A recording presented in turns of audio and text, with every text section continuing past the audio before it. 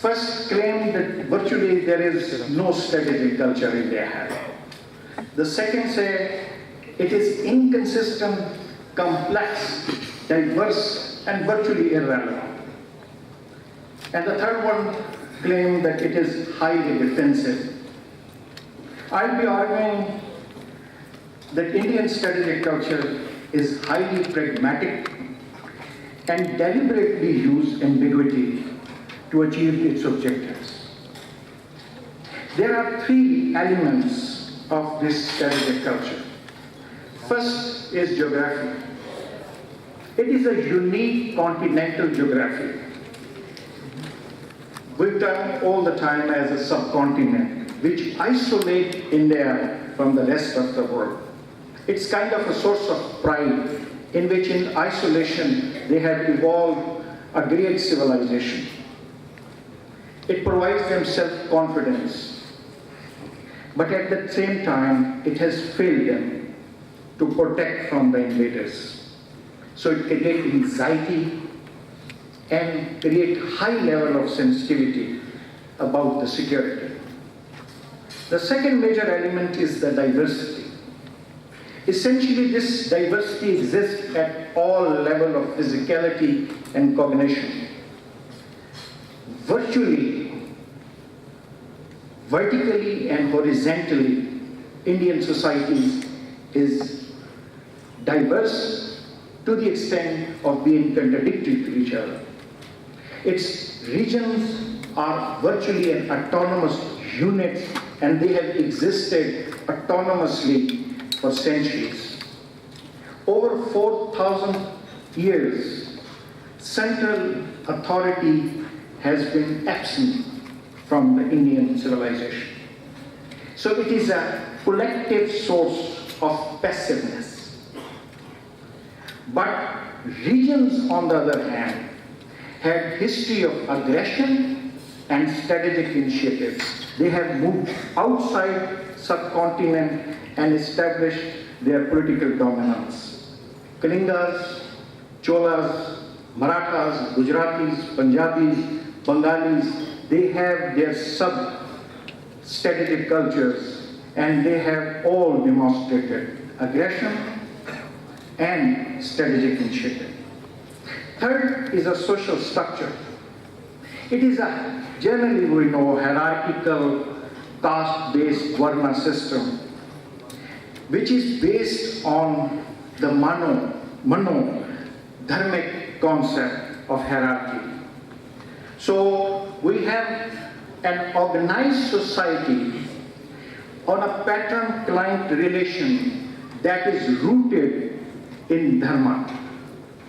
Under this socially privileged, propertied upper caste, India is socially united. Generally, we know them as Brahman, Kshatriya. Later on, Rajputs were added to it. It serves two purposes. Firstly, it provides civilizational centrality to India. And secondly, it has created a very strong capability of absorption and adaptability. It has virtually adopted and absorbed all the successive invaders to the Indian subcontinent. But also, it is a sense of failure to this socially privileged propertied upper caste, that they have failed to protect their own people. They have survived in a passive manner themselves, but failed to protect them physically. They have survived for centuries various challenges, both internally and externally. And it is this manu concept of Danda Niti, which is the sense of the Indian strategic culture, which is shared later on by the Kautilya in Arthashastra and described in Mahabharata and others. It has a very strong desire of independence and autonomy in decision making and military capability.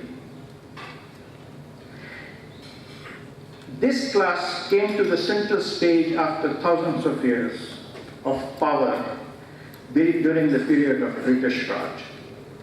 There are essentially two elements to this British Raj. Firstly, this class has internalized the British view of Indian strategic requirement.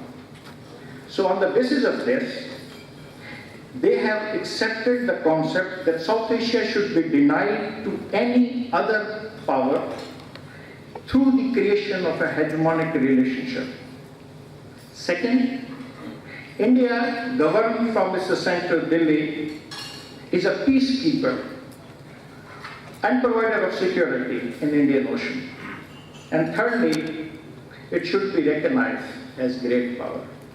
It's a God-given right of India that it should be recognized as great power. Secondly, it has provided them a link to the past by skipping thousands of years of absence of political centrality and provided them a historical cognitive continuity to the nation-state of India. And they have linked this past through the philosophies of Gandhi, Nehru, and now Savarkar, Golwalkar, and Upadhyay. Nehruan state is the best example of this new nation-state of British Raj with old Vedic civilization. And it has practiced this pragmatic ambiguity in defining the elements of this nation-building processes: composite culture, secularism, and liberal democracy. Virtually till 1972, the word secularism was not mentioned in Indian Constitution. Indian Constitution is the basis of Nehruan state that is created in the post-independence period, and it survives till now. So in the absence of clear definition of composite culture, secularism, it has promoted majoritarianism, that all these concepts have been interpreted and reinterpreted in the ideological concept of the majority. And majority is compelled to follow the majoritarian interpretation of these concepts.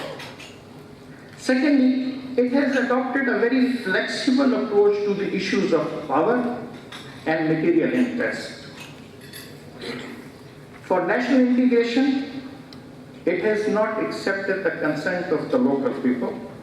So it was not simply Hyderabad, Junagadh, and others. Sikkim in 1975 was forcefully integrated into Indian Union, and same was the case with the French and the Portuguese enclaves. Thirdly, communal violence for political purposes to highlight the divisions between the majority and the minority for electoral purposes is part of this culture.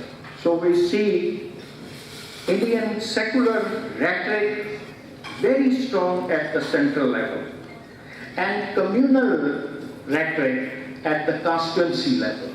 That has been the practice since 1947, that Indian politicians contested election at the locality on the issues of communal nature, like opposing promotion of Urdu, protection of Gau Mata, and the Hindi language. Secondly, preservation of distinct personality of India has been the essential part of this Nehruan pragmatic ambiguity. Through rhetoric of anti-colonialism, third world solidarity, and liberal internationalism, they have adopted the policy of non-alignment to preserve the distinct personality of India.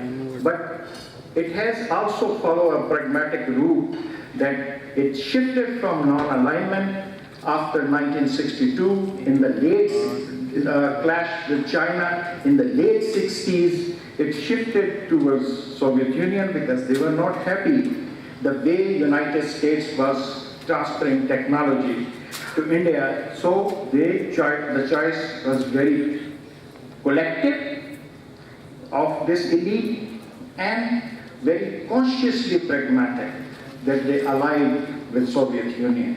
And now they are shifting to multi-alignments.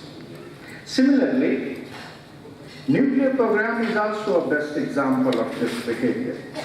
This started in 1950. In 1964, China exploded nuclear device. Till 1974, India did not have capability to explode a nuclear device, so they continue to cover it under the principles.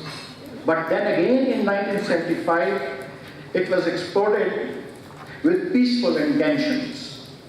And it was reversed in 1998, simply declaring it as an issue of national security. Indians' strategic culture exists in duality, center and the region. Central political authority was absent, regions were there. India itself exists in duality. There is no single Indian. There is a Tamil Indian, Sikh Indian, Muslim Indian, Kerala Indian. This identity is in duality. Composite culture exists with the centrality of Hindu civilization. Erratic reality, aggression, specificity. And this is the dilemma of this strategic culture. They have followed Indian majoritarianism, but it has produced a soft and a weak state. They wish to have Hindutva majoritarianism. It can create a strong state, but possibility of social clash and even further partition is very much there. They are failing at present to resolve this dilemma. And that is the crisis that India is going through in this election. To continue with the Indian majoritarianism or adopt the Hindu majoritarianism, accept relative autonomy for the minorities where they can articulate and define their own interests, like Muslim personal law, Article 370, preservation of the Babri Masjid, or the Aligarh University, or they should be merged within the broader contours of Indian Hindu civilization. That has always been the crisis, and virtually they have no resolution to it. It is exactly like the policy of Akbar and Aurangzeb. You can accommodate all at the cost of the loss of the doctrine, or you suppress others at the cost of your own throne. Thank you very much.